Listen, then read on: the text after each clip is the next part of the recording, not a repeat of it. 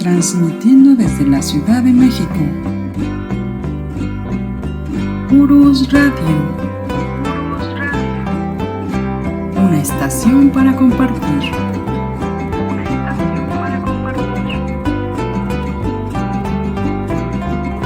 Urus Radio.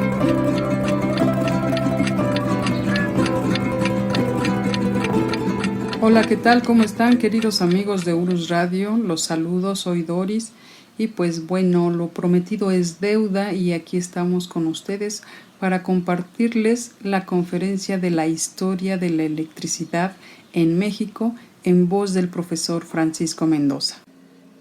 Cuenta la mitología griega, en una de sus historias más conocidas, que un día Prometeo robó el fuego de los dioses, este fuego que alumbraba el Olimpo, y por tal motivo fue castigado. Esta luz es representada como el conocimiento. Le entregó el conocimiento a los hombres, y así podemos hablar, por ejemplo, en la Biblia. Nosotros que tenemos esas ideas judio-cristianas aquí en Occidente, cuando dice que Dios hizo la luz, para muchos estudiosos lo contemplan como que se dio el conocimiento también.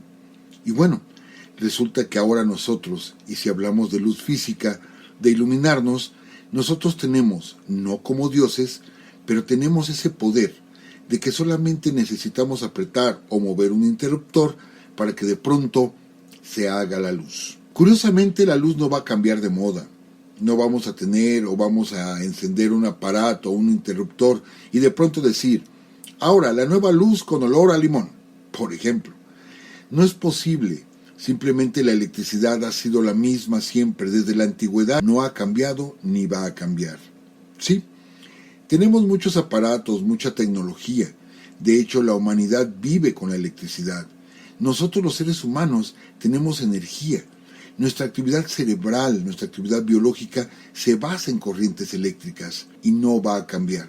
No se va a modificar. Muchas cosas, los automóviles, los teléfonos, las computadoras, traen cosas novedosas. La electricidad va a ser la misma. Quizá tengamos más ventajas, por ejemplo, el tiempo de interrupción del usuario de energía eléctrica. Pues cada vez se acorta más, tenemos mejor tecnología y entonces es raro, muy raro que se nos vaya la luz. Que siempre decimos, se nos va la luz, realmente es el fluido eléctrico, ya casi no sucede. Hace 30 o 40 años era común que de pronto hubiera apagones y ahorita la tecnología nos ha llevado a que tenemos consistentemente el fluido eléctrico en nuestras casas. Es donde podemos mejorar y seguramente mejoraremos.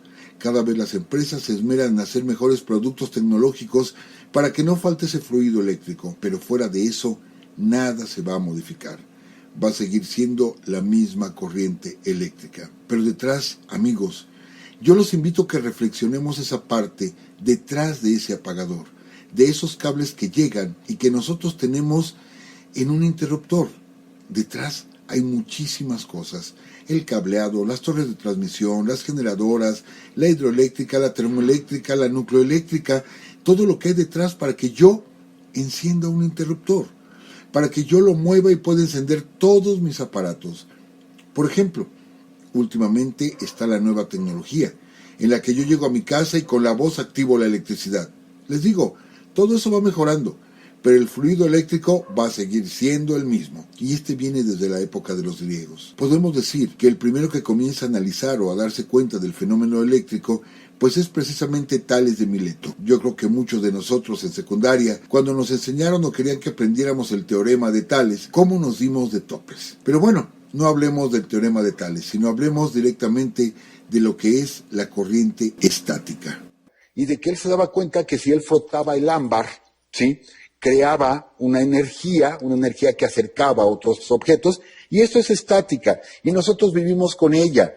De pronto tenemos una ropa de algodón, y al momento de que nos la quitamos, escuchamos diferentes tronidos, y pues es la estática que estamos creando. ¿Por qué? Por la fricción que tenemos con las fibras, o fibras sintéticas también. Y esto pues fue estudiado, insisto, desde la época griega, desde Tales de Mileto. Insisto, nosotros somos seres eléctricos. Nuestro cerebro funciona con electricidad, con pequeños destellos.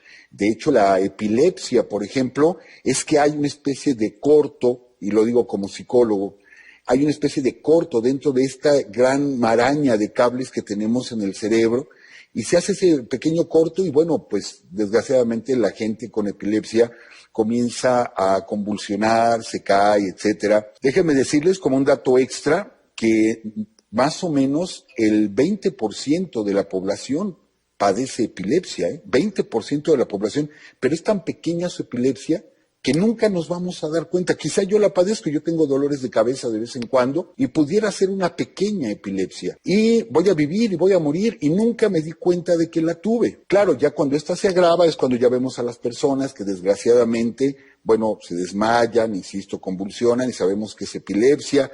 Y a veces no sabemos cómo atender a estas personas. ¿Por qué? Porque corremos y que hay que echarles alcohol, que los médicos dicen que no se debe de hacer eso, de ponerle alcohol a la persona y aflojarles los zapatos, etcétera, porque nos espanta mucho esa situación. ¿Y qué es? Realmente en el cerebro hay un pequeño corto. Un pequeño corto que se repara a sí mismo y que posteriormente se va a dar otro. ¿Y todo a raíz de qué? De la electricidad. La electricidad de nuestro cuerpo es fundamental para la vida y para nuestro desarrollo. Pero bueno, nada más eso era como una acotación. Tenemos los primeros estudios, se hicieron varios, pero yo creo de los más notorios tenemos a Benjamin Franklin. ¿Y quién no conoce esa famosa anécdota, no, de Benjamin Franklin soltando una cometa? Es uno de los padres fundadores de los Estados Unidos de Norteamérica. ¿Quién no recuerda esa famosa anécdota donde él coloca una llave, un hilo de seda y una cometa y puede atrapar un rayo? Con esto él demostró pues que era este tipo de corriente eléctrica. La palabra viene del electricón, que fue el fenómeno como lo bautizaron los griegos. Entonces él habla de corriente eléctrica y con él surge el pararrayos, o sea, había que detenerlo. Entonces comenzamos a manipular la energía eléctrica. ¿Por qué? Porque pues ya nos protegemos con un aparato arriba de las torres de las iglesias o de los edificios más altos, de tal forma que comenzamos a manejar como seres humanos la electricidad. Atrás se quedaron los dioses como Zeus, que castigaban al ser humano con un rayo y que curiosamente va a ser el emblema de muchas empresas eléctricas. El puño de Zeus con los rayos saliendo por los lados, porque así era como castigaban los dioses a los hombres cuando no hacían su voluntad. Bueno, pues con Franklin podemos decir que atrapamos el primer rayo como género humano, no le resto méritos al Señor, pero como género humano pues atrapamos el primer rayo, entonces ya nos convertimos un poquito como Zeus. Estamos hablando del siglo XVIII, precisamente. Vamos a platicar así muy rápido la electricidad fuera de México para concentrarnos después cómo llegó a nuestro país. Tenemos un personaje también sumamente conocido, Tomás Alva Edison. Fíjense que de Alva Edison se ha escrito muchísimo. Sabemos que fue un gran inventor, que tuvo muchísimas patentes y obviamente la bombilla eléctrica. Pero detrás de Alva Edison hay una competencia con uno de sus empleados, con Nikola Tesla, un croata norteamericano, y uno defendiendo la corriente directa y otro la corriente alterna. No vamos a entrar en detalles, les digo, yo quiero evitar esa parte de detalles técnicos, pero se da una guerra. ¿Por qué? Porque había que encontrar precisamente cómo hacer que un filamento que se probaron con muchos materiales, con cobre, con tungsteno, etcétera, pudiera brillar, o sea, se estaba quemando, se estaba incinerando, y esto producía luz. Entonces, ¿cómo podían hacer para que esto perdurara? Y no encontraban la forma, y es Alva Edison, oficialmente, quien presenta la bombilla, y el truco más que nada estaba en el vacío, porque al tener oxígeno dentro, pues se quemaba muchísimo, muy rápido. Entonces el efecto estaba en crear el vacío dentro de esta esfera de cristal para que perdurara el filamento mientras se estaba quemando. Por eso los focos cuando caen explotan. En sí lo que explota es el vacío, el sonido que escuchamos es cuando se da este vacío. Y bueno, Tomás Alva Edison, amigos, yo les comparto esto, es de origen mexicano. Su madre nació en Coahuila y se afirma, aclaro, estos son datos extraoficiales. Oficialmente él nace en el estado de Ohio, en los Estados Unidos, pero extraoficialmente se dice que él nace precisamente en México y que muy niño se lo llevan a los Estados Unidos, es registrado allá por cuestiones migratorias y allá se desarrolla. Pero lo que sí no se puede negar es su origen mexicano, de Thomas Alva Edison. No con esto nos queremos apropiar de la figura de Alva Edison, no. Simplemente como datos anecdóticos que les comentaba, es lo que normalmente hacemos en Urus Radio, presentar estos datos. Cuando se da esta guerra con Nicolás Tesla, para ver cuál de los dos sistemas era mejor, fíjense a qué extremo se llegó. Esto forma parte de la historia negra. Y yo creo que en muchos casos, en muchas ciencias, en muchas prácticas se ha dado esta historia negra. Por ejemplo, para el desarrollo de la medicina, como el cuerpo humano era sagrado, pues se tenían que robar los cadáveres. Entonces tenían que ir con el enterrador y darle un dinero y en la noche, muy tipo películas de vampiros, sacar el ataúd, llevárselo en una carreta, meterlo a un sótano. Claro, aquí no le daban vida, pero lo empezaban a abrir para ver qué tenía dentro el ser humano. Fue como se desarrolló la medicina. Entonces forma parte de la historia negra. Y en muchas actividades existe. Bueno, pues en la electricidad también existe. En esta carrera, en esta competencia por demostrar cuál sistema era mejor, porque detrás estaban empresas Westinghouse, estaban muchos empresarios muy reconocidos, con mucho dinero, que querían invertir en este nuevo sistema. Y bueno, se dieron exhibiciones que son terribles y que casi no se mencionan. Por ejemplo, se hicieron experimentos para ver la potencia de la electricidad matando perros y exhibiendo cómo funcionaba la electricidad al matar a los perros. Es más, Alva Edison propuso por medio de uno de sus trabajadores el que se le permitiera demostrar la eficacia de la silla eléctrica. La primera silla eléctrica que se hace en el mundo se hace en el laboratorio de Thomas Alva Edison, aunque, insisto, quien encabezaba esto era uno de sus alumnos o de sus trabajadores, pero fue hecho en el laboratorio de Alva Edison y él lo autorizó.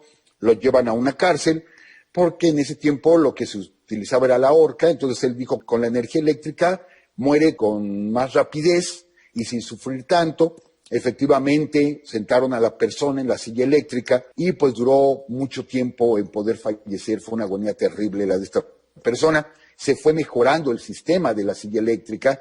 Nosotros en México no estamos acostumbrados a ello porque no tenemos pena de muerte, pero en Estados Unidos es algo, pues podríamos decir, más común. En algunos estados como Texas tienen la pena de muerte por silla eléctrica. Claro, se ha mejorado para que sea una sola descarga la que mate a la persona, al condenado, pero todavía sigue existiendo. Y aquí entran las anécdotas. Por ejemplo, un personaje, si mal no recuerdo, un rey de Etiopía que estuvo en los Estados Unidos mientras Edison hacía estas exhibiciones. Le parece muy impactante, ¿no? Ver cómo morían animales y todo esto, porque hasta se cobraba para exhibir cómo se mataban los animales con energía eléctrica. Entonces decide comprar 3 sillas eléctricas para llevárselas a Etiopía. Si no mal recuerdo, era Etiopía. Y efectivamente se las lleva, ya cuando regresa a su tierra, va cargado con sus 3 sillas eléctricas. El único problema fue que allá no había electricidad. Entonces, ¿cómo echaba a andar las sillas eléctricas? Pues después las utilizó como trono. Y de eso sí existen fotografías, bueno, creo que eran de daguerrotipos todavía. Existen del rey etíope en su silla eléctrica, junto con su esposa y una princesa. Me ha tocado verlas. ¿Y por qué? Pues no había electricidad, cómo funcionaba esa silla, entonces no la podía utilizar para deshacerse de sus opositores, entonces la utilizó como trono. Pero bueno, yo quisiera compartirles una imagen.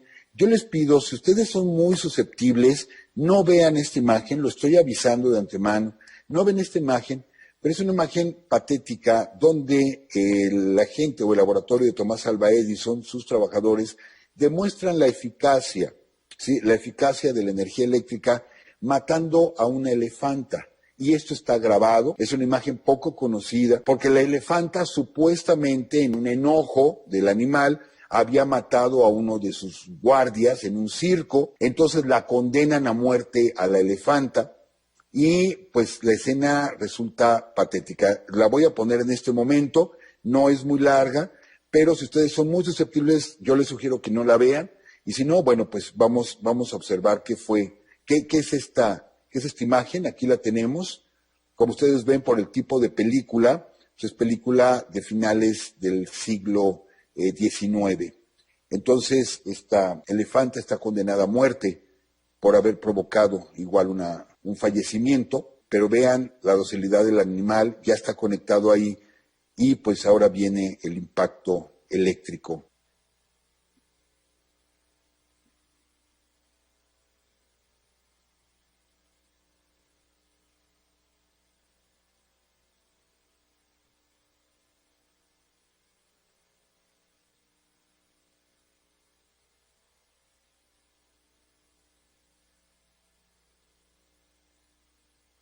A mí me parece espeluznante realmente la imagen, pero era parte de las exhibiciones que se hacían. Y bueno, tenemos ahorita la imagen previa fue la de Nikola Tesla, este croata norteamericano que rivaliza, que fue su empleado precisamente de Alva Edison, no le hace caso en algunas propuestas, se molesta y crea otra empresa que rivaliza directamente con Alva Edison, aunque pues a la larga quedaría como ganador Edison.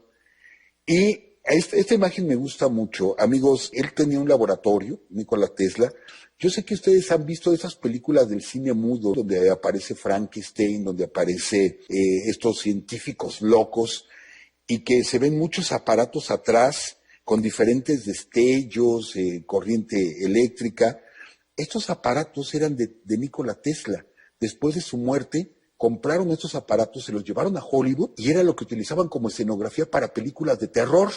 Entonces son aparatos reales, no son efectos especiales. En ese tiempo no existía esa tecnología, no existía esa posibilidad. Entonces cuando observen esas películas del cine mudo, sobre todo la de Frankenstein, y vean los aparatos atrás y cómo salen los destellos y todo esto, pues son directamente de los inventos de Nikola Tesla. Pero bueno, fue como una pequeña introducción. Edison estaría en México, haría algunas visitas a México. Pero bueno, hablemos ahora de México. En México, amigos, sucede esto. Nosotros venimos de un proceso de independencia sumamente sangriento. Creo que lo hemos visto muy color de rosa, o en las escuelas nos lo hacen ver muy color de rosa.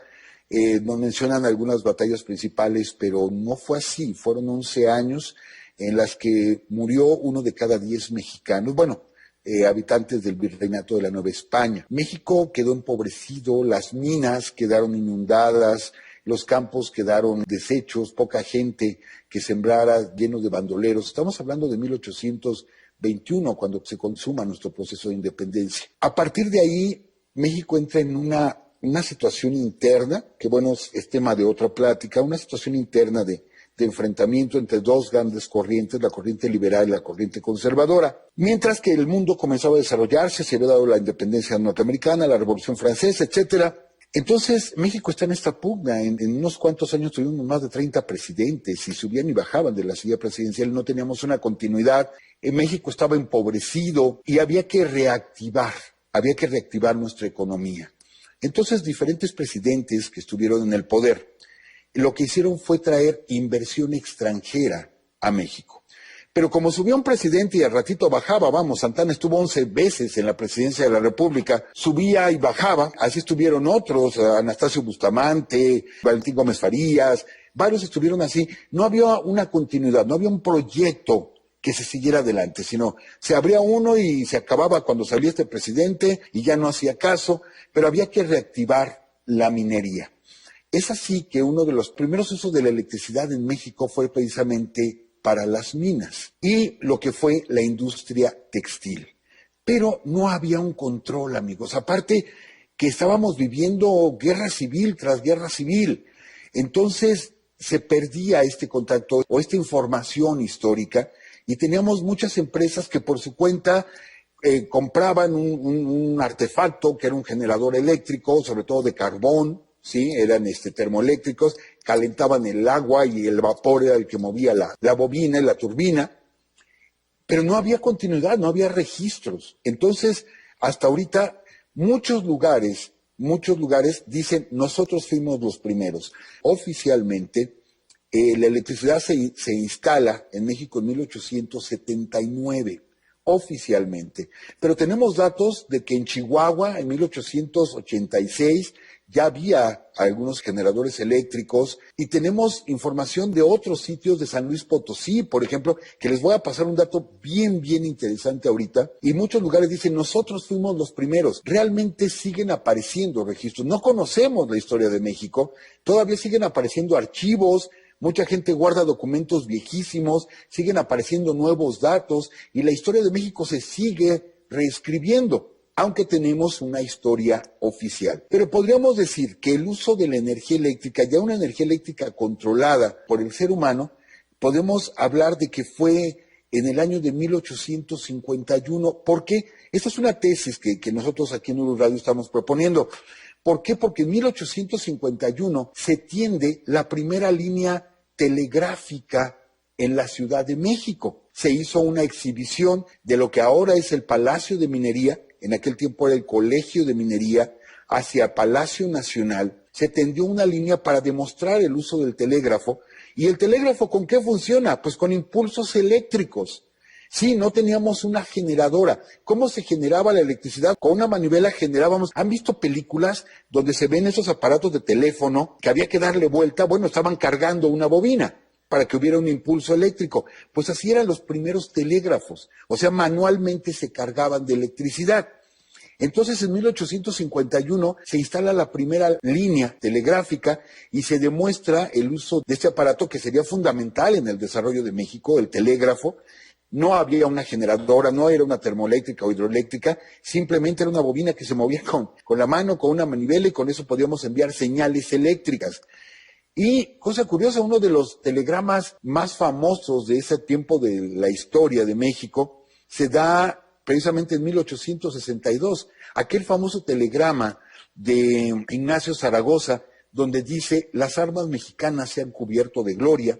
Fue transmitido por telégrafo desde la ciudad de Puebla a la Ciudad de México en 1862. Y de hecho, allí en el Palacio de Minería, enfrentito, estaba la central de telégrafo de ese tiempo. Ahí se recibía el telegrama y de ahí corrían y lo llevaban a Palacio Nacional para informarle a Juárez que se había ganado la batalla o cómo iba la batalla, pero había mucha gente afuera que cuando llegaba el telegrama salían y anunciaban en el balcón, ya inició la batalla, ya esto, porque se estaba recibiendo comunicación. Poca gente conoce ese detalle, piensa que fue por carta, y no, fue directamente por telégrafo, donde por primera vez utilizamos la energía eléctrica. Pero hay otro dato también bien interesante, esto nos lo platicaron en el Museo de la Policía y Bomberos de la Ciudad de México, de que en 1865 el emperador Maximiliano trajo 2 bombas eléctricas para los bomberos de la Ciudad de México. ¿Cómo se apagaban antes los incendios? A cubetadas. Así literalmente hacían la filita y todos con cubetas y aventando cubetadas de agua cuando había un incendio.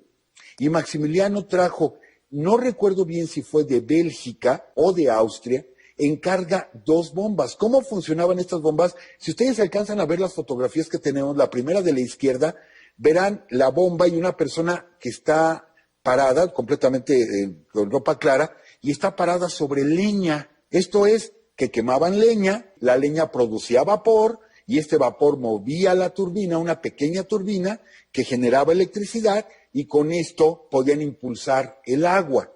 Entonces, las 2 primeras bombas de bomberos que hubo en el país las trajo Maximiliano y ya eran con corriente eléctrica. Entonces, vamos viendo que se empiezan a utilizar en varias cosas, todavía con motores pequeños, con artefactos muy pequeños, se empieza a utilizar la energía eléctrica. Tenemos varios momentos en la Ciudad de México. Yo quisiera, amigos, sobre todo las personas que están en Guadalajara, no pensemos que todo es Ciudad de México, hay muchas ciudades muy importantes en el país, no pensemos que es únicamente Ciudad de México, pero en ese tiempo era la ciudad más representativa, aquí estaban los poderes, aunque éramos una república federal, pero teníamos una forma de gobierno muy centralista, entonces todo era Ciudad de México y de aquí se repartía a otras partes, entonces no se me sientan si nos están escuchando en Monterrey o en otras ciudades, pero realmente en esos tiempos pues la base era la Ciudad de México. Entonces, en Ciudad de México se instala por primera vez alumbrado de gas. En 1881, una empresa que se llamaba Knight es la primera que instala. Esto fue un contrato que hizo Porfirio Díaz que primero fue presidente de 1876 a 1880, hace un contrato con esta empresa y quien realmente la inaugura es su compadre, don Manuel González, es quien viene a inaugurar la instalación de estas lámparas de gas. ¿Qué se buscaba? Iluminar. Se buscaba que ya no anduviera aquella persona con su lamparita de petróleo, sino que tuviéramos esta luz que fuera constante, pero ya estábamos en la búsqueda. Para esto hemos encontrado datos de que también en la ciudad de Monterrey y en la ciudad de Guadalajara se comienzan a iluminar algunas calles, algunos callejones en la zona céntrica, precisamente con esta iluminación de gas. Pero bueno, tenemos ya algunas plantas generadoras que van a surtir a las minas, sobre todo en el norte del país, y a empresas textiles, de hilados, de tejidos, etcétera. Pero vamos a mencionar lo que fue en su momento la primera planta hidroeléctrica grande, o sea, una construcción enorme que se hizo y que en su momento fue la planta más productiva y de mayor capacidad de todo Latinoamérica. Y hay gente que dice que del mundo, no sé si del mundo, pero por lo menos de Latinoamérica sí era la planta más grande. Y estamos hablando de la planta de Necaxa. Tiene mucha importancia social, por lo que vamos a platicar a continuación. La planta de Necaxa es un complejo que tiene diferentes plantas hidroeléctricas, que es la de Tepeshi, que en esta fotografía podemos ver cómo por medio de tubos hacen la caída de agua desde el embalse de la presa. Sí, aquí, digamos, es externo. Vemos la planta de Patla, que también vemos los tubos que van bajando por un costado de la montaña. Pero en el caso de Necaxa, porque les digo es un complejo de 4 hidroeléctricas, la más grande es Necaxa, todo es subterráneo y son kilómetros de túneles que se construyeron para poder hacer la planta y estamos hablando del año de 1902 a 1905. Realmente el proyecto de Necaxa se empieza con un francés, Arnold Baquieu, que en 1895 ve la posibilidad de construir una hidroeléctrica. Y para esto yo quiero hacer como un pequeño paréntesis. Por lo que les decía hace rato, es bien fácil para nosotros agarrar, conectamos un interruptor o movemos un interruptor y ya tenemos el fluido eléctrico. Pero lo que hay detrás del muro y en adelante, es increíble. En alguna ocasión tuve la oportunidad de visitar la presa Ramírez Ulloa. Es una presa en el Balsas, que se iban a construir 6 presas en todo lo que es el río Balsas. Se construyeron 2 únicamente por parte de CFE. Y yo les quiero platicar esto, amigos, que se me hace tan interesante y que, les juro, fue platicado directamente por los ingenieros a cargo de la obra, pero que no encontramos en ninguna fuente, no encontramos en ningún libro, porque, insisto, los libros nos platican los detalles técnicos, la capacidad instalada, el tamaño de los transformadores, pero es que no es solo eso. La construcción de una hidroeléctrica, amigos, para que nosotros podamos tener luz en la casa, tiene que ver con todo esto. Primero, no se trata de que lleguen los ingenieros y de pronto digan, mira, aquí me gustó, o aquí hay mucho arbolito y aquí voy a construir una presa. No, se requiere de estudios de años de geólogos, de topógrafos, etcétera. ¿Por qué? Si ustedes analizan, todas las presas hidroeléctricas tienen que tener cierta condición, inclusive orográfica. Esto es, los ríos están obligados a hacer una curva doble, como si fuera una letra S. Tiene que hacerse en una zona así, porque si el río va totalmente recto, no es posible construir una hidroeléctrica. Tiene que ser un barranco, por fuerza, por abajo va el río. ¿Por qué? Porque las paredes son las que me van a ayudar de soporte de la cortina que voy a construir, que al final lo que nosotros vemos es una parte de la cortina. No vemos todo lo que está abajo, que es impresionante. En las diferentes hidroeléctricas que tiene México, es impresionante de veras todo lo que hay debajo. Pero bueno, tienen que hacer esta letra S, ¿por qué? Porque lo primero que hay que hacer es desviar el río. El río tiene un caudal todo el año, no van a hacer una hidroeléctrica donde nada más sea lluvia temporal, pues, porque entonces no van a tener agua para mover las turbinas. Entonces tienen que ser ríos que afortunadamente en México tenemos muchísimos ríos que tienen caudal todo el año, pero les digo, tienen que hacer esta letra S. ¿Para qué? Para que de pronto, donde hace la primera curva, ahí voy a abrir un túnel que salga hasta adelante y voy a desviar el cauce del río. Y la segunda curva de la S es donde voy a construir la cortina y todo el cuarto de máquinas, todo lo voy a construir en la segunda curva de esa letra S.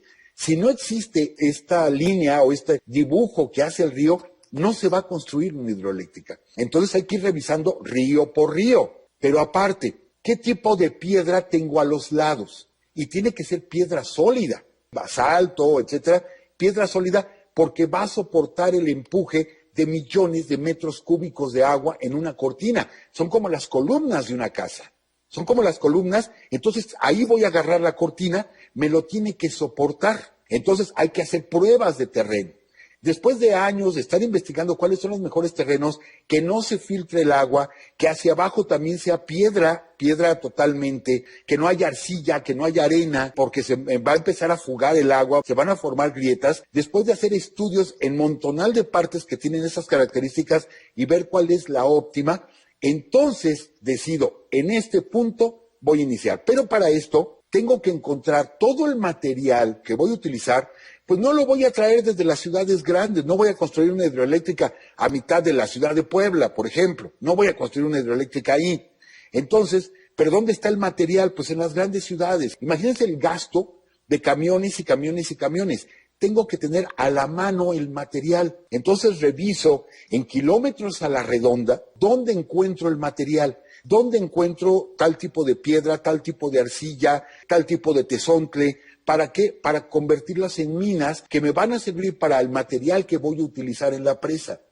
Imagínense, amigos, todavía no empezamos la construcción de la presa y ya todo el trabajo enorme que se hizo. Pero ahí les va otra. Esto me pareció, como historia, me pareció fenomenal. Pero ahora nuestra gente, nuestro pueblo, que normalmente las presas se hacen en lugares tan difíciles, lugares, como les dijera, inhóspitos.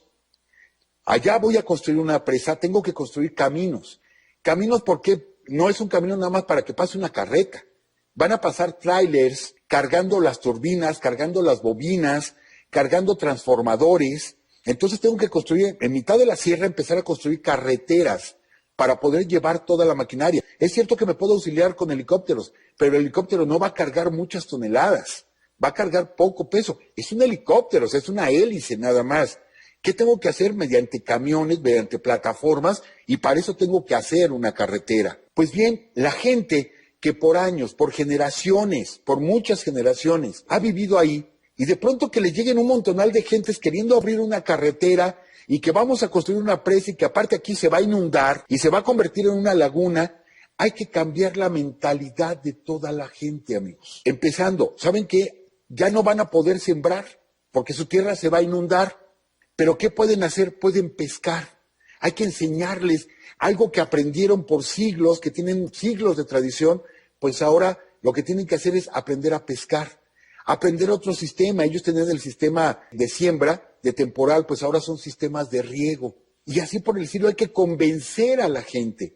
Pero esta historia, sí, que yo sé que la han escuchado, pero yo no la encontré en ningún libro, me la platicaron directamente ahí en CFE, que decía, la gente empieza a correr rumores. Nuestra gente es supersticiosa. Entonces dicen que agarran niños y que los avientan a la cortina de la presa. Cuando la están construyendo, los avientan vivos a los niños. Y es que según esto, para que el espíritu de los niños, si la presa se llega a fracturar y hay riesgo, el espíritu de los niños va a gritar y va a avisar que la presa se va a romper. Entonces me platicaban que cuando ellos llegaban a acercarse con la gente y que sabían que iban a construir una presa, no encontraban niños en ninguna parte. Y encontraban pura gente adulta. Y decían, ¿los niños dónde están? La gente los escondía. Escondía a los niños para que no se los robaran y no los aventaran a la presa. Imagínense ese tipo de ideología contra lo que hay que luchar para poder construir una hidroeléctrica. Y todavía no empezamos la construcción, Hay que convencer a la gente. Hay que abrir caminos, hay que hacer estudios. Y entonces, sí, después de todo esto, me platicaban que entraban con los tractores. La gente no conocía trascabos, caminos de volteo, etcétera. No los conocían. Dice, los poníamos en la placita del pueblo para que la gente se subiera, para que tuviera confianza. Les hacíamos cochecito a los niños. Imagínense un camión de volteo lleno de niños y paseándolos para que la gente no le tuviera miedo a esos camiones, porque desgraciadamente pues solo conocían camionetas o helicópteros del ejército, pero que no conocían otro tipo de maquinaria, grúas, etcétera, y la gente le daba miedo. Entonces, para que la gente no tuviera miedo y no boicoteara la construcción de una presa, había que convencerlos, había que llevarles regalos a los niños, luego había que conseguir trabajadores que estuvieran ahí, había que hacerles un pueblo entero porque son años los que se lleva una hidroeléctrica y hay que construirles todo un poblado. Yo conocí esos poblados llenos de puras, como les dicen, camper, y tú veías a la gente, o sea, con su camper y afuera con sus gallinas, con sus puercos, o sea, haciendo su vida diaria, pero ya viviendo en campamentos para estar ahí los trabajadores a la mano, porque están a mitad de la sierra, construyendo en el margen de un río.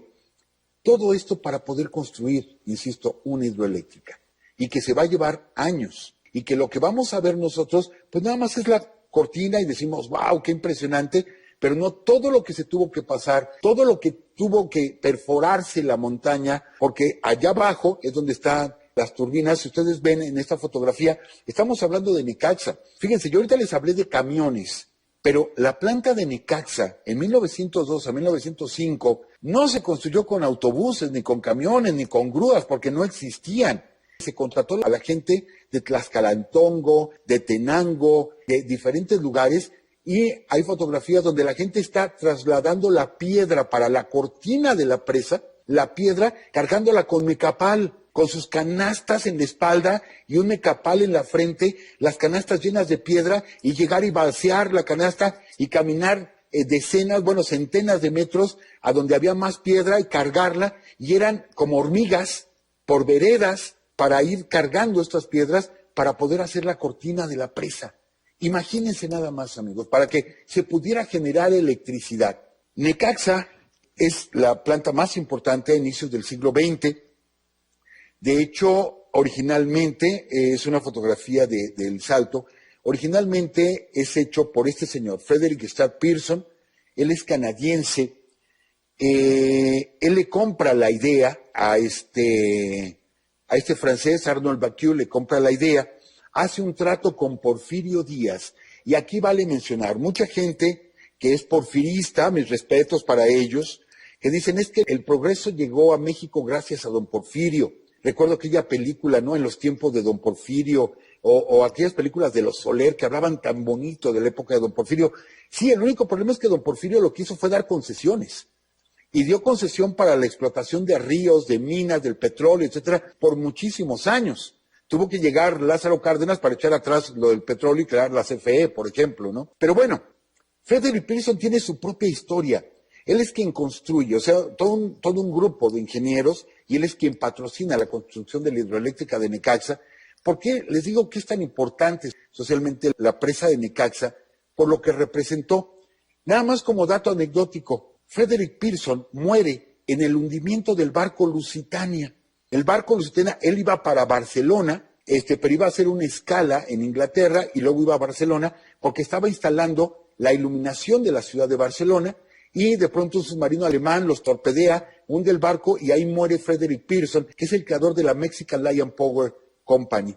Y que bueno, el Lusitania, el hundimiento, fue lo que provocó que los Estados Unidos de Norteamérica entraran en la Primera Guerra Mundial. O sea, está la anécdota. Y aquí vemos la imagen de don Porfirio Díaz. Con él, les digo, México se moderniza, es cierto, pero a costa de concesiones a los extranjeros. Por eso no tenemos tantos datos, porque cuando los extranjeros se fueron, se llevaron registros, se llevaron estadísticas, se llevaron muchísimas cosas. Entonces, esto ocasionó la Revolución Mexicana, directamente la Revolución Mexicana. Aquí tenemos la imagen de lo que fue la Mexican Lion Power Company, que abarcaba el centro del país. Se convirtió en un monopolio comprando pequeñas industrias eléctricas, pequeñas compañías eléctricas, y se convierte en un gran monopolio. Ellos son los que van a iluminar las fiestas del centenario, aquellas famosas fiestas del centenario, que lo que nos queda de recuerdo pues es el ángel de la independencia y las monedas de oro, ¿no?, de los centenarios. Vemos aquí las primeras turbinas que se instalaron 4 primeras turbinas en la planta de Necaxa, que llegaría posteriormente a 10 turbinas, y con eso se iluminaba la Ciudad de México. Originalmente la construcción de Necaxa era para iluminar las minas, toda la zona minera de Pachuca, sí, del estado de Hidalgo, y que inclusive iba a llegar el tendido eléctrico hasta la zona del Oro, en el estado de México. Es más, amigos, si ustedes toman la carretera México-Tulancingo, van de la ciudad hacia allá, o sea, hacia el norte, si tienen curiosidad, volteen a su lado izquierdo y van a ver torres de transmisión, de las actuales torres grandísimas de transmisión, pero abajo de esas torres van a ver unas torrecitas pequeñas. Las torres grandes miden 40 metros. Esas torres miden como 5 metros, 6 metros. Son torres pequeñitas, ya no tienen cables, ya no tienen bobina, ya no tienen nada. Solamente es de estructura metálica. Y ahí está, abandonada. Esa es la línea original, desde la planta de Necaxa hacia las minas de Pachuca, hacia las minas del oro, es la línea original. Todavía está ahí y la gente no se da cuenta de que tiene una pieza histórica ahí a la orilla de la carretera de México a Tulancingo. Pero Porfirio Díaz agarra y dice, bueno, pues si va a pasar la línea a un ladito de la Ciudad de México y ya tengo una termo, ¿sí? Aquí en Onoalco se está alimentando la electricidad, pues que me la traigan desde Necaxa.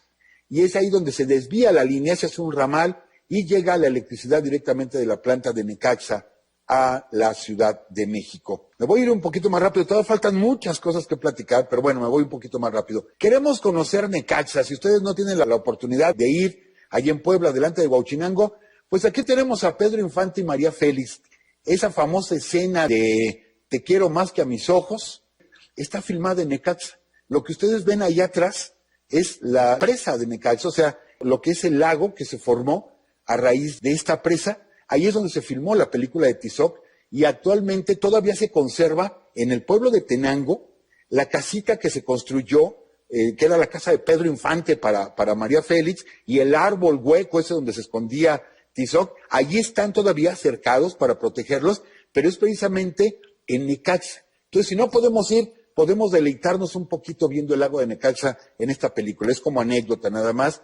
Y bueno, personajes importantes que trabajaron en la industria eléctrica, tenemos nada más y nada menos que al Pachuco, al gran Pachuco. Yo particularmente soy admirador de don Germán Valdés Tintán. Él trabajó en la Compañía Mexicana de Luz y Fuerza, estuvo trabajando nada más año y medio, pero él fue trabajador, electricista, precisamente entre los muchos trabajos que hizo Germán Valdés Tintán, que nace en la Ciudad de México. Mucha gente piensa que es norteño. No, nació junto a la iglesia de San Hipólito. Ahí nace Tintán, después se lo llevan al norte y cuando regresa a México, que no encontraba trabajo, trabaja en la Compañía de Luz.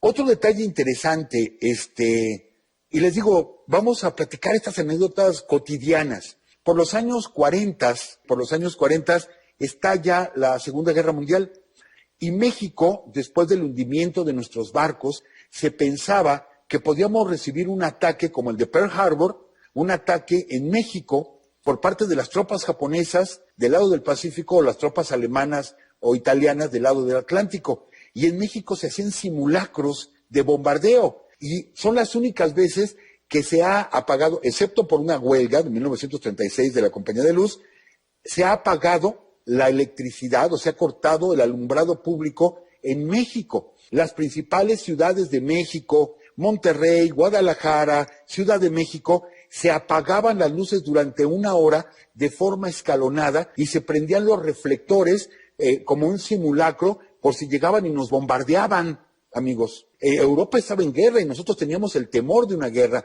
¿Qué nos queda de ese tiempo? Nos queda el servicio militar obligatorio, que surge ahí para preparar soldados por si acaso se nos venía la guerra mundial a nosotros. Y otro detalle bien interesante, se nos quedó una canción que en ese tiempo era una rumba y que muchos años después volvería a ser famosa, esta Yuri, esa canción del apagón. Con el apagón, ¿qué cosas suceden con el apagón? Es a raíz de los apagones que se hacían en la Ciudad de México para prevenir un bombardeo de los ejércitos del eje, y entonces, ya en ese tiempo ya estaba CFE, entonces tanto la Compañía de Luz como la Comisión Federal hacían apagones cada hora, sí, les digo, de forma escalonada, en diferentes ciudades de México. Y bueno, nos quedó esa famosa canción. Otra persona que trabajó en la electricidad, el gran periodista, escritor, poeta, don Renato Leduc. De él, pues vamos a recordar mucho que alguna ocasión una anécdota, él con algunos amigos poetas, uno de ellos dijo, es que hay palabras que no se pueden rimar. Y dice Renato Leduc, todo se puede rimar. Dice, no, hay palabras que no. Dice, por ejemplo, ¿cuál? Dice, la palabra tiempo no se puede rimar. ¿Con qué rimas tiempo? No hay otra palabra que rime con esta. Y de pronto escribe, sabia virtud de conocer el tiempo, a tiempo amar y retirarse a tiempo. Como dice el refrán, dar tiempo al tiempo, y todo lo rima con tiempo, un precioso soneto, que después acabaría siendo una canción. Bueno, don Renato de Leduc también fue trabajador electricista. Y bueno, algo que todavía tenemos, por eso les digo, Necaxa fue tan representativo, no porque iluminara exactamente la Ciudad de México, sino porque con la electricidad México dio un impulso enorme a su desarrollo, a su tecnología, y tenemos nada más y nada menos, y allá en Guadalajara lo tienen cerquita, que es el equipo Necaxa de fútbol. Recibe su nombre precisamente de la planta hidroeléctrica de Necaxa, de ahí lo recibe ese nombre, los famosos 11 hermanos, que era un equipo del pueblo totalmente, y que sobrevive ese equipo, ahora juega en Aguascalientes, pero todavía se conserva ese nombre, el nombre de Necaxa, y que fue tan sonado, y era precisamente, les digo, por la importancia que tenía esa planta, porque era la que iluminaba directamente a la Ciudad de México. Y bueno, se nos está acabando el tiempo, me voy a ir un poquito más rápido. Esta es una fotografía de la planta de Nonualco, que les digo que era una termo. Vemos del lado izquierdo donde estaban los contenedores de agua. Todo esto se calentaba y el vapor era lo que movía las turbinas. Vemos la iluminación de la Ciudad de México precisamente para las fiestas del centenario. Es que se ilumina la ciudad. Porfirio Díaz apostó mucho a la electricidad. La verdad que sí se desarrollaron los trenes, los telégrafos, llega el cinematógrafo, en fin, pero él apuesta mucho a la electricidad. Y esto va a llegar para quedarse, porque hasta el día de hoy, pues es lo que hace funcionar no solo a México, sino al mundo entero. Y bueno, pero ¿qué pasa con los trabajadores? Los trabajadores, amigos, sí, estamos hablando de estructuras, pero los trabajadores, ¿qué? Todo esto, todo este prodigio, todo este milagro, lo hace la gente trabajadora, así como dijimos de la gente de Necaxa que cargando en el Mecapal la piedra para hacer la cortina. Bueno, surge con estos varios movimientos de trabajadores. Para la Mexican Light and Power se organiza por primera vez el Sindicato Mexicano de Electricistas, que primero se inició como una sociedad mutualista, y posteriormente como una unión de trabajadores y posteriormente como un sindicato. Yo quise que vieran ustedes esa foto por lo curioso de esa fotografía. Noten el estandarte del sindicato que tiene una fecha, 14 de diciembre de 1914. ¿Por qué es representativo? Porque este sindicato surge en la Ciudad de México el 14 de diciembre del 14, pero las tropas de Pancho Villa y Emiliano Zapata entran a la Ciudad de México el 4 de diciembre del 14. Quiere decir que la Ciudad de México fue el único momento en la historia en que las dos grandes, digamos, próceres de la revolución o los más representativos del pueblo, aunque haya gente que no le gusta Villa, hay gente que no le gusta Zapata, pero son los más representativos del pueblo, es la única vez que se reúnen aquí en la Ciudad de México y que gobiernan el país. Sí es cierto, representando a la Convención de Aguascalientes, pero sabemos perfectamente que Pablo González seguía órdenes de Villa y de Zapata. Fue el único momento que México fue gobernado por la Revolución Mexicana, porque llegaría ya Venustiano Carranza con otro tipo de ideas, Plutarco Elías Calles, Álvaro Obregón, que bueno, no vamos a entrar en esos detalles, pero Villa y Zapata gobiernan la Ciudad de México. Es cuando nace precisamente este sindicato, el Sindicato Mexicano de Electricistas. Y de hecho, la vigilancia de la Ciudad de México estaba a cargo, sí, de un general zapatista. Por lo tanto, este sindicato nace bajo un gobierno zapatista en la Ciudad de México. Salen las tropas convencionistas, la revolución está en pleno auge, regresa Venustiano Carranza, ya hay formados grupos de sindicatos obreros. Cabe mencionar que el Sindicato Mexicano de Electricistas agrupaba tanto a los tranviarios, que ya se habían cambiado esos tranvías de mulitas, que así se les conocía, por tranvías eléctricos, la empresa Ericsson, que era telefónica y telegráfica, ¿sí? Todo esto lo agrupaba el Mexicano de Electricistas. Llega Venustiano Carranza de nuevo al poder, 1915, y es entonces que da la orden. Se están preparando las grandes batallas de la Revolución en los llanos de Celaya. Esto es, Obregón va a salir a enfrentar a la poderosísima División del Norte, porque Zapata se fue al sur, pero se va a enfrentar Obregón contra Villa en estas tres grandes batallas que van a definir el rumbo de México. Son importantísimas, pero faltan hombres para pelear en las batallas de Celaya y de León. Entonces, obligan a los trabajadores, no solo electricistas, tranviarios, telefonistas, los trabajadores del gobierno, a que se alisten y formen los llamados batallones rojos. Armaron a la gente civil Venustiano Carranza, que esto no es de alarmarse, la leva lo hizo Huerta, lo hicieron todos, hicieron la leva, pero aquí sí fue como muy notorio porque no fueron ejército, sino fueron batallones, conocidos como los batallones rojos, formados por trabajadores y que los lanzaron a pelear en esas tremendas batallas en los llanos de Celaya contra la División del Norte. Y bueno, les decía yo que la telefonía y la telegrafía formaba parte de los trabajadores. ¿Por qué hago este comentario, amigos? Porque son los cambios que está teniendo México, son los cambios que ahora tenemos. De pronto se empieza a tecnificar el país, vemos en las telegráficas, en la Ericsson, por ejemplo, cuántas damas trabajaban, cuando la mujer solamente podía trabajar de secretaria. No, empiezan a surgir trabajo para las mujeres, sobre todo en la telefonía. Hasta el día de hoy, muchas mujeres trabajan en la telefonía y es a raíz de estos cambios que se dan a principios del siglo XX, finales del XIX y principios del siglo XX. ¿Por qué creen ustedes que utilizaban a las damas? Por la voz amable.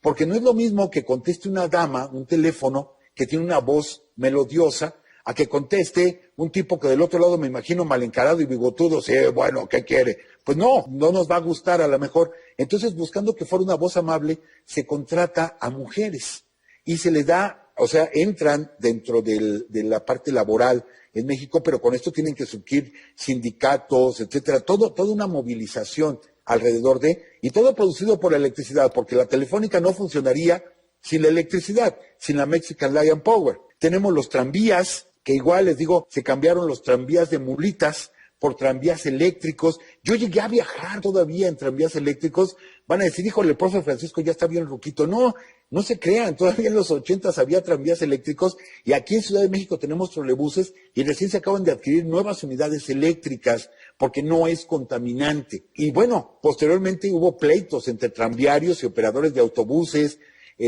porque bueno, los autobuses se metían entre las vías y pues las vías no se pueden mover, entonces había muchos problemas. Y amigos, todo esto requiere de una organización, todas esas eran cosas nuevas, era una revolución.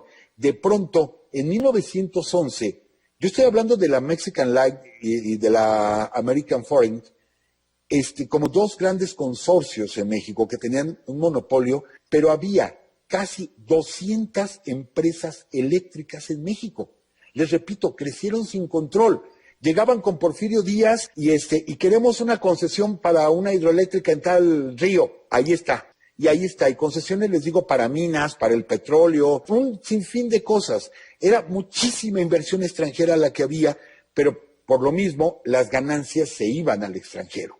O para muchos ricos mexicanos que eran los que tenían la posibilidad de invertir. Pero, por ejemplo, la electricidad no iba a llegar a la sierra, mis amigos.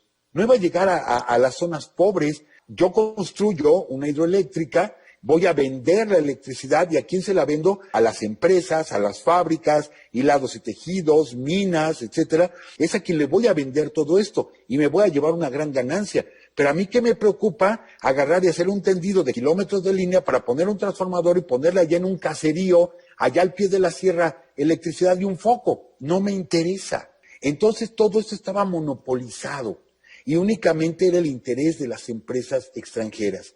Es hasta Plutarco Elías Calles que se da una ley para intentar controlar el uso desmedido de las concesiones que había dado el gobierno mexicano y que se habían regulado o se intentaba regular en la Constitución de 1917. Pero sabemos que vino la Constitución del 17 y posteriormente viene la caída de Carranza y posteriormente el ascenso de Obregón. Es hasta Plutarco Elías Calles que se intenta hacer, pero cuando se consigue es precisamente con Lázaro Cárdenas.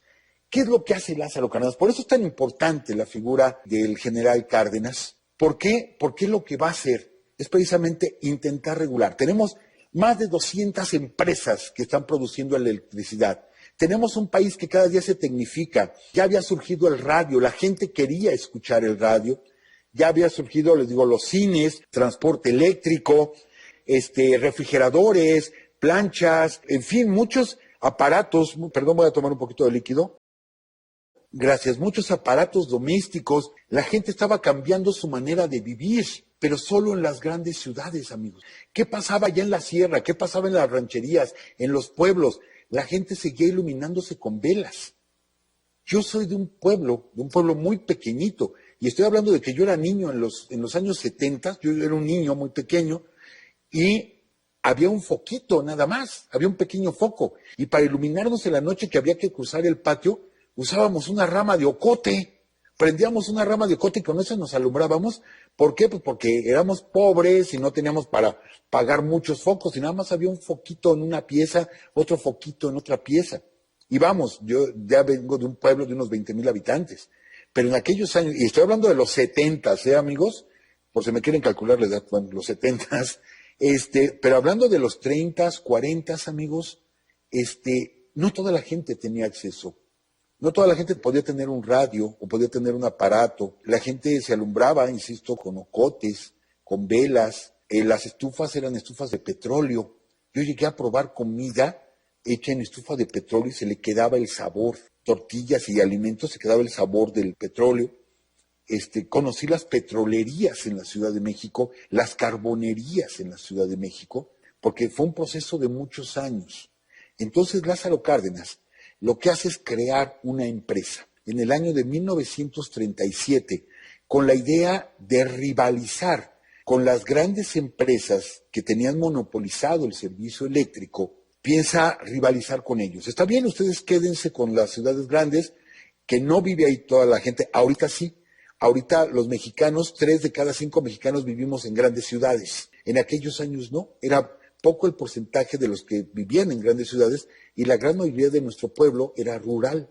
Entonces dice, yo voy a iluminar la zona rural, y crea la Comisión Federal de Electricidad en agosto de 1937. ¿Cuál es la meta de la Comisión Federal de Electricidad? Poder llevar energía eléctrica a todas las poblaciones, nótense amigos, mayores de 100 habitantes. ¿A cuánto equivale? Las familias eran numerosas, muy numerosas. Equivale a 6, 7 familias que tenían ahí su casa. Como eran familias numerosas, pues tenían un caserío y ya pasaban de 100 habitantes en ese caserío, pues ahí había que llevar energía eléctrica. Claro, esto no fue de la noche a la mañana. Todavía ahora, amigos, tenemos en la Tarahumara, tenemos en la Lacandona, todavía zonas que no están electrificadas. Y estamos hablando del 37, ya estamos en el 2020 y todavía tenemos ya muy pocas, sí, muy pocas, pero todavía tenemos algunas zonas que no están electrificadas porque todavía no se termina con este proyecto de llevar la electricidad absolutamente a todas partes del país. ¿Cómo comienza la CFE? La CFE comienza con una oficina en la 20 de noviembre, que es una avenida principal en México, una sola oficina con 15 trabajadores en agosto de 1937. Así comienza la CFE, con 15 trabajadores, respetando la zona centro que tenía la Mexican Light, ¿sí? Y que las acciones estaban en los Estados Unidos y que ya le habían, en Canadá, y que ya le habían puesto un nombre ya latinizado, era la Compañía Mexicana de Luz y Fuerza, pero el resto del país la tenía la American Foreign, y comienza la CFE a trabajar en el resto del país, y en 1938 se construye la primera hidroeléctrica por CFE, que es Ixtapantongo, pero que a su vez es construida absolutamente por trabajadores mexicanos, ingenieros mexicanos, técnicos mexicanos, todo mexicano, porque todas las demás empresas eran extranjeras. Cosa curiosa, por ejemplo, hablamos mucho de Necaxa, pero todos los técnicos en Necaxa, absolutamente todos, eran holandeses, eran canadienses, eran ingleses, eran belgas, etcétera, porque no le daban la oportunidad al mexicano. Por eso surgieron los sindicatos. Los sindicatos lo que pedían, como el mexicano de electricista, lo que pedía era la capacitación de los trabajadores y mostrar que el trabajador mexicano, así como ustedes, amigos, como yo, que somos trabajadores, tenemos la capacidad y que estamos a la altura de cualquiera. Yo hago un pequeño paréntesis, luego cuando doy conferencias, yo siempre lo menciono, yo no soy politécnico, yo soy universitario, yo soy de la UNAM, pero ¿cómo admiro yo a los jóvenes politécnicos actuales que van a cualquier competencia en el mundo, que en robótica, y de otras universidades igual, en Jalisco, en Nuevo León, y que van nuestros muchachos, nuestros jóvenes, y que se enfrentan a cualquiera, en cualquier parte del planeta, y siempre traen triunfos. Siempre los traen porque nuestros jóvenes en México están muy capacitados, están muy preparados. Lástima que el mercado en México no los absorbe y más del 50% termina trabajando en el extranjero. Es una lástima eso, es algo que debe de atender no solo el gobierno federal, sino todos los gobiernos estatales. Que no se nos vayan nuestros jóvenes, que insisto, cada vez que salen nos traen triunfos, nos traen reconocimientos en olimpiadas de ciencias, olimpiadas de matemáticas, olimpiadas de física, de robótica, etcétera. Siempre los traen y no hay nadie en el aeropuerto esperándolos como la selección de fútbol, ¿eh? Y vamos, me gusta el fútbol, pero nada más como deporte, pero vemos un triunfo de México en el fútbol y se desbordan todo. ¿Y nuestros jóvenes qué? Y desafortunadamente tienen que salir a buscar al extranjero. Pero bueno, esta planta Ixtapantongo toda fue hecha por mexicanos y a partir de ahí, amigos, comienza un gran desarrollo de la electricidad en México. Se construyen varias hidroeléctricas. Estamos hablando, por ejemplo, de Infiernillo, Chicoacén, de la presa Ramírez Ulloa, que luego tengo el gusto de conocer, la presa La Angostura, diferentes construcciones que hace el país, inversiones grandes, hasta que llegamos al año de 1960. Miren, realmente la idea de la conferencia es terminar en la creación de CFE, porque hay mucho que platicar, pero yo hago como que un pequeño resumen de esta parte, muy pequeño, porque eso sería tema de otra conferencia, hablar ya de CFE hasta el día de hoy. Nada más decirles que se nacionaliza la industria eléctrica en el año de 1960. No fue lo mismo que Cárdenas. Cárdenas les arrebata las concesiones a los extranjeros y después hay que pagarles. Entonces, Cárdenas sí se enfrenta. De hecho, en el 38, cuando declara la expropiación petrolera, pueden ustedes ver los periódicos de la época, amigos. Vean los periódicos de la época, se decreta la expropiación petrolera y a la semana ya teníamos a las tropas norteamericanas en la frontera, ¿eh? Ya estábamos a punto de la invasión, ¿sí? Porque querían recuperar o no permitir que México se quedara con el petróleo. O sea, fue un enfrentamiento. López Mateos no llegó a ese enfrentamiento y lo que hace es comprar las acciones de las empresas que tenían las concesiones en México y logra la nacionalización de la industria eléctrica, quedando constitucionalmente como que México es el único rector en generación, transmisión, comercialización de la industria eléctrica. Y esto se da el 27 de septiembre de 1960. Entonces, amigos, les digo, este es otro tema. O sea, ya de Cárdenas para acá hay mucho que platicar, muchas anécdotas que contar, pero yo no quería dejar pasar por alto esta parte de la nacionalización de la industria eléctrica, que bueno, pues desafortunadamente pues no se ha consolidado en lo absoluto. Quizá esta es una postura muy radical de mi parte. Yo sí creo mucho en nuestra gente, en nuestros mexicanos, y creo que podemos hacer obras tan grandes enfrentando todas las vicisitudes que les hemos platicado, pero creo que en la capacidad de nosotros como mexicanos.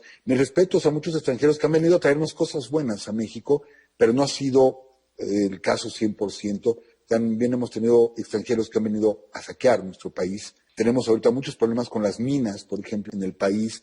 En fin, no quiero hablar del México actual, esto es una plática de historia directamente, pero sí mencionar que detrás de todo esto está el trabajador mexicano, que muchas veces no ha sido bien remunerado, que muchas veces no está capacitado, que ha enfrentado serios riesgos. Yo he estado cerca, porque formé parte de una comisión de seguridad, y he estado cerca del riesgo eléctrico, y sabemos que hay que enfrentar mucha inseguridad. Tuve oportunidad de dar muchos cursos acerca de seguridad industrial, sobre todo en la parte eléctrica, que he convivido mucho con trabajadores de la industria eléctrica y sé los riesgos a los que se enfrentan y conozco las estadísticas de accidentes, etcétera, de gente de este ramo. Entonces, sé el esfuerzo que es y que son personas respetables, que desafortunadamente, bueno, ha habido muchos cambios en el país. Recuerdo 2009, cuando de pronto el gobierno federal extingue la Compañía Mexicana de Luz y Fuerza, dejando afuera 44.500 trabajadores de la noche a la mañana en la calle, y acaba con toda una tradición de más de 100 años de electricidad en México.